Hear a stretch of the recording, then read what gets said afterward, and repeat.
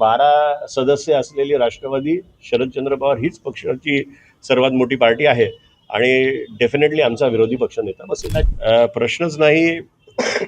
Rule असं म्हणतं की अपोजिशनमध्ये बसणारी जी सर्वात मोठी पार्टी असेल त्याचा विरोधी पक्षनेता असेल आणि भाजप गेलेली आहे सत्तेमध्ये, त्यामुळे 12 सदस्य असलेली राष्ट्रवादी शरदचंद्र पवार हीच पक्षाची सर्वात मोठी पार्टी आहे आणि डेफिनेटली आमचा विरोधी पक्षनेता बसेल. नजीब मुल्ला देखील दावा करतायत विरोधी पक्ष आमचा MIM ला घेऊन ते घटस्थापन करणार आहेत.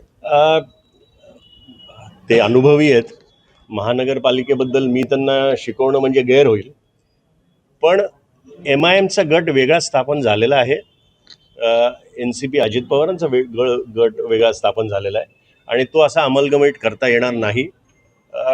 जर कुठे आम्ही दोन पक्ष एकत्र झालो तर मग नक्कीच नजीबभाईंना कुठेतरी संधी दिली जाईल आणि का नाही, ते खूप सीझन्ड आहेत नगरसेवक, पण त्याच्यासाठी आता सध्या तरी थांबायला लागेल. पण जर वेळ प्रसंगी, कारण मोठे पक्ष जे आहेत ते सत्तेत आहेत, शिवसेना आणि भाजप, यांच्या भ्रष्टाचारा किंवा या सगळ्यांना सडेतोड उत्तर देण्यासाठी दोन्ही राष्ट्रवादी एकत्र येणार का? आणि आता जसं म्हटलं तसं नजीब मुल्लांना पुन्हा विरोधी पक्ष नेत्याची संधी मिळेल का?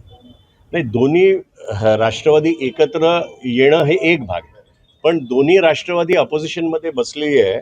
जर कुठे भ्रष्टाचार झाला काही मुद्द्यांवर दोन्ही राष्ट्रवादी एकत्र काम तर नक्कीच करू शकेल आणि जर पुढे मागे दोन्ही पक्ष एकत्र झाले तर मला वाटतं की नजीब अतिशय चांगला नगरसेवक आहे, त्याचा विचार पक्ष नक्कीच करेल.